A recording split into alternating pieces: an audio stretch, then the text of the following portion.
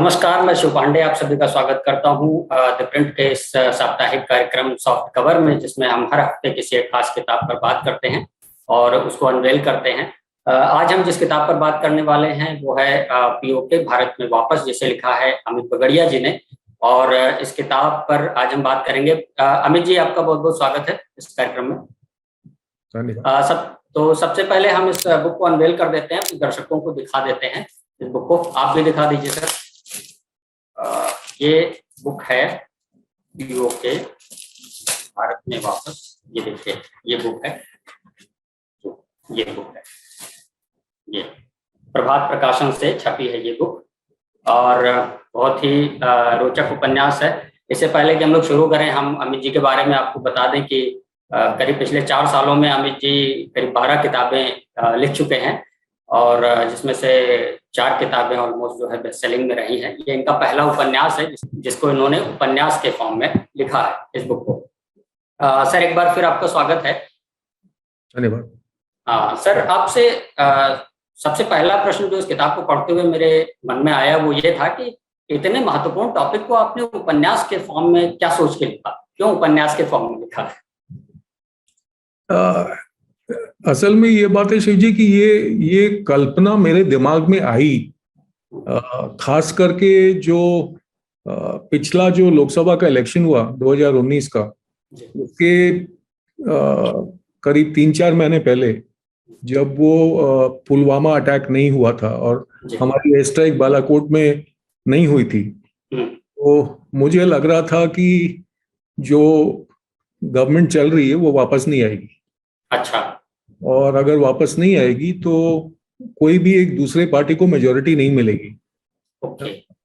तो एक मिलीजुली सरकार, गठबंधन टाइप की सरकार, जो पहले भी हो चुका है, जनता पार्टी के हो चुका है, ऐसी टाइप की सरकार आएगी। और ऐसी टाइप की सरकार में कौन बनेगा प्रधानमंत्री, और जो भी बनेगा, और जो मैंने ऑब्वियसली मैं नाम नहीं ले सकता था, तो इसलिए मैंने फिक्शन किया, इसको उपन्यास किया, कि क्योंकि नाम नहीं ले सकता था, तो मैंने कल्पना की कि वो एक लेडी जो है, वो जो एक रीजनल लीडर है, वो बनेगी प्रधानमंत्री जी। और उनके लास्ट 8-10 साल के स्टेटमेंट अगर आप देखें तो उनका एक सॉफ्ट कॉर्नर है, पर्टिकुलर उनका सॉफ्ट पर्टिकुलर कम्युनिटी के साथ उनका सॉफ्ट कॉर्नर है।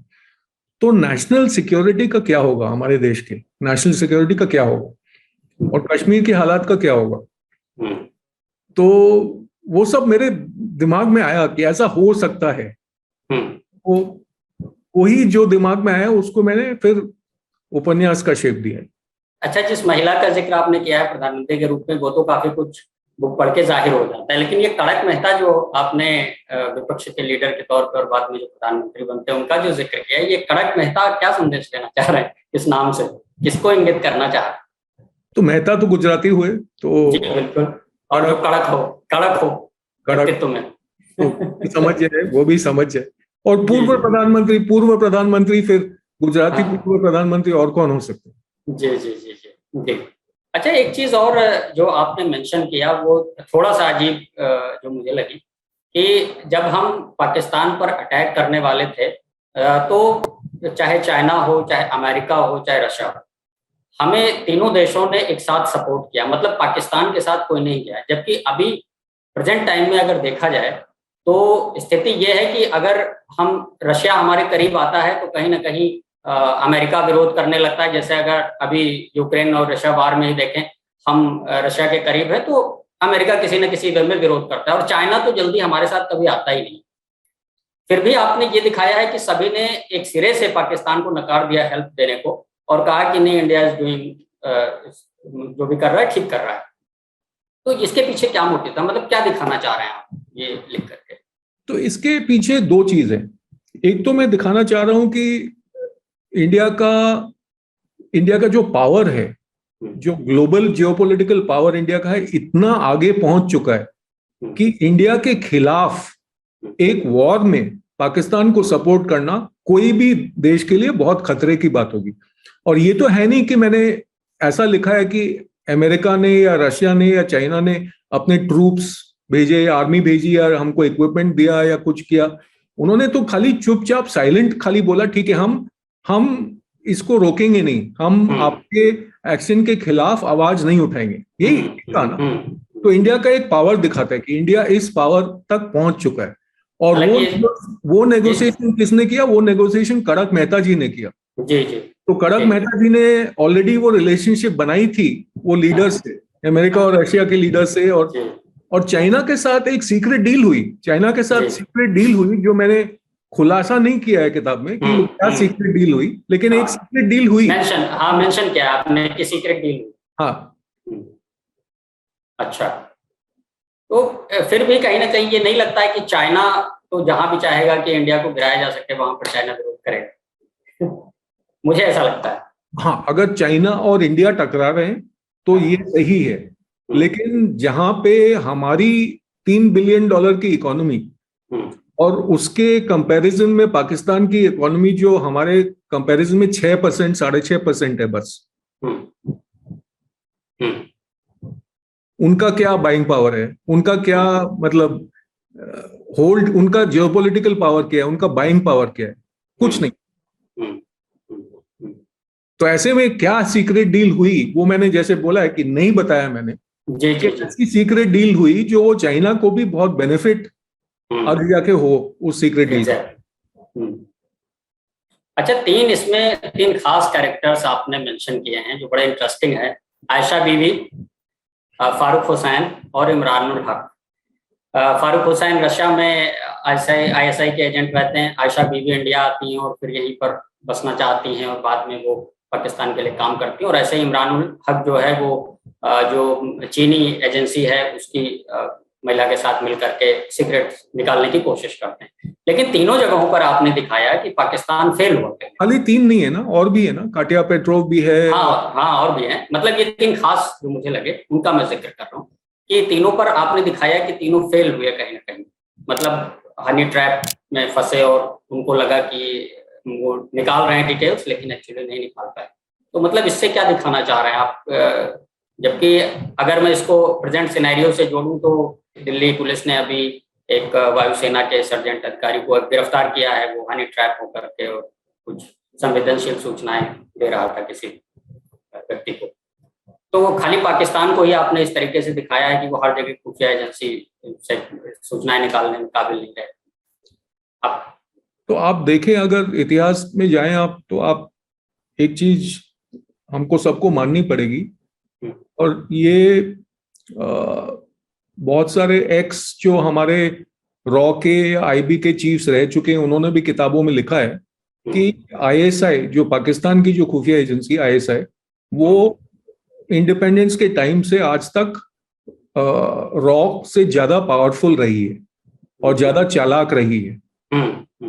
और बहुत सारे रॉ के एजेंट्स हनी ट्रैप हुए हैं आईएसआई के द्वारा या सीआईए के द्वारा या और एजेंसीज के द्वारा। लेकिन जहां तक मेरे को पता है कि रियलिटी ये है कि अभी 2014 के बाद धीरे धीरे करके रॉ बहुत ज्यादा पावरफुल हो चुकी है, और आज की जो रॉ है वो 2012 की रॉ नहीं है। बहुत बदलाव आया है रॉ में।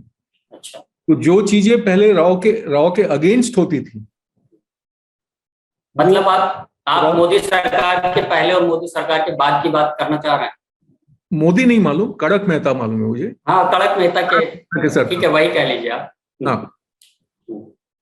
अच्छा, तो आपका कहने का मतलब है कि उसके बाद पहले रॉ कमजोर थी लेकिन बाद में इतनी मजबूत हुई और इसकी वजह से वो आईएसआई एजेंट्स को बेवकूफ बनाने में कहीं ना कहीं सक्षम हो पाए। अब पहले आप देखिए तो रॉ के जो डायरेक्टर जनरल या सेक्रेटरी, जो भी सेक्रेटरी रॉ जो है, वो बहुत सारी मिनिस्ट्रीज को आंसरेबल थे। कभी फाइनेंस वाले बुला लिए उनको, कभी डिफेंस वाले बुला लिए, तो कभी होम मिनिस्ट्री वाले बुला लिए। तो कोई भी मिनिस्ट्री, कोई भी मिनिस्टर या बहुत पावरफुल ब्यूरोक्रेट आईएएस ऑफिसर उनको बुला के छेड़खानी उनके काम के साथ करते थे। आज के दिन रॉ के जो चीफ हैं, he is only answerable to national security advisor. And national security advisor is only answerable to prime minister. तो इवन होम मिनिस्टर, हमारे गृह मंत्री भी रॉ के डीलिंग्स में इंटरफियर नहीं कर सकते आज के दिन, ये हालत है।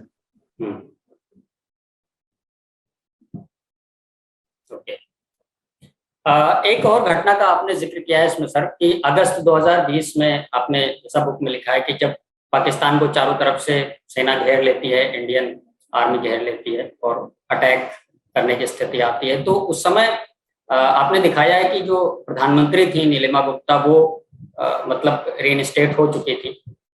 तो ये कहीं ना कहीं थोड़ा सा कॉन्ट्रडिक्टरी नहीं लगता है कि जो पहले इस तरीके से बिल्कुल सेना को किसी तरीके की परमिशन नहीं दे रही थी ऐसा कुछ, और उन्होंने आफ्स्पा भी हटा दिया और सेना की संख्या भी कम कर दी, वो ऐसा आदेश कैसे दे सकती है? ये थोड़ा अजीब नहीं लगता है, कॉन्ट्रडिक्टरी नहीं लगता है वो प्लॉट के हिसाब से? मैंने तो यही लिखा है कि वहां पे सुलूर एयरपोर्ट एयरफोर्स बेस में, कोयम्बटूर के पास जो सुलूर एयरफोर्स बेस है, वहां पे कंफर्टेबल अच्छा अकोमोडेशन उन्होंने बनाया एयरफोर्स वालों ने हैंगर में उनके लिए, और वो वहां पे खुली थी। ऐसे नहीं है कि वो हैंडकफ्स में बंदी थी या बिहाइंड बार्स जेल की जैसे थी। हाँ, लेकिन वो फुली इन कंट्रोल, मतलब ये नहीं है कि वो वापस गद्दी में बैठ गई दिल्ली में। वो बाद में हुआ जब पाकिस्तान ने सरेंडर किया, उसके बाद ही, उसके बाद।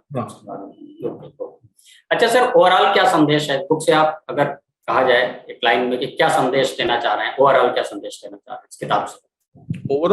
ओवरऑल जो मैं बता रहा हूँ, जो 30-35 आर्म्ड फोर्सेस के ऑफिसर्स ने किताब पढ़ी, में से बहुत लोगों ने मुझे प्राइवेट मैसेज में भी, व्हाट्सएप में प्राइवेट मैसेज में भी कहा या फोन कॉल में भी कहा, जो कुछ बातें शायद वो लिखना नहीं चाहते थे अपने नाम से, कि कैसे पीओके को वापस लिया जाए।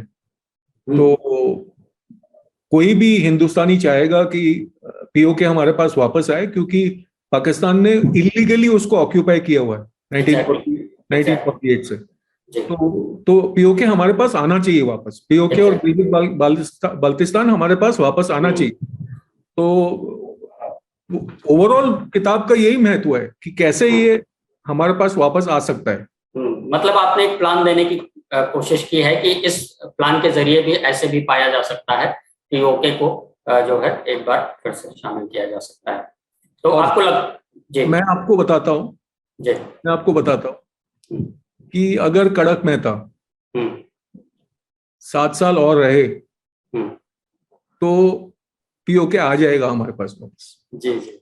और वो खाली कोई वॉर से नहीं आएगा, वो ऐसे चालाकी से ही आएगा, रॉ को यूज करके, डिप्लोमेसी से नहीं, चालाकी से हमारे जासूसों को यूज करके आएगा वापस। मेरे को पूरा यकीन है कि ऐसा होगा। पाकिस्तान की हालत इतनी खराब है कि पाकिस्तान सस्टेन नहीं कर पाएगा।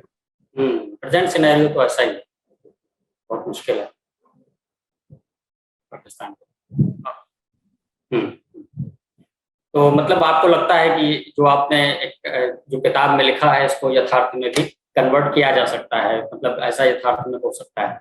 हाँ, जो किताब का जो फाइनल 2-3 चैप्टर है, ये मैं नहीं चाहता हूँ कि ऐसी कोई महिला प्रधानमंत्री बने और हमारी ऐसी हालत हो कि आफ्स्पा हटा दिया जाए और आर्मी को कश्मीर से विड्रॉ कर दिया जाए, उनकी बजट काट दी जाए और ये सब हो जाए, ये नहीं चाहता हूं मैं।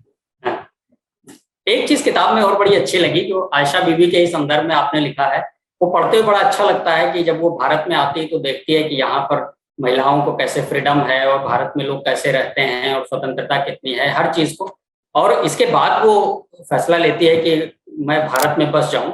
ये पढ़ के बड़ा अच्छा लगता है कि मतलब देश के बारे में किस तरीके से सोचते हैं इस तरह की कंट्रीज को, वो काफी अच्छा लगा। वो पूरा का पूरा बड़ा इंटरेस्टिंग पार्ट है आयशा बीबी का जितना भी है, या हुसैन फारूक का भी जो है पूरा पार्ट जो रशिया में है वो भी बड़ा अच्छा है, काफी अच्छा लिखा गया है, काफी रोमांचक है। धन्यवाद। तो ये थे हमारे साथ अमित बगड़िया जी, जिन्होंने पुस्तक लिखी है पीओके भारत में वापस, और एक उपन्यास है ये जिसमें उन्होंने बताया है कि कैसे जो है आने वाले समय में पाकिस्तान ऑक्युपाइड कश्मीर को भारत में शामिल किया जा सकता है। और ये हमारी खास बातचीत थी। अगले हफ्ते हम आपके सामने फिर हाजिर होंगे सॉफ्ट कवर के एक नए एपिसोड के साथ, और तब तक के लिए मुझे और हमारी पूरी टीम को इजाजत दीजिए। नमस्कार।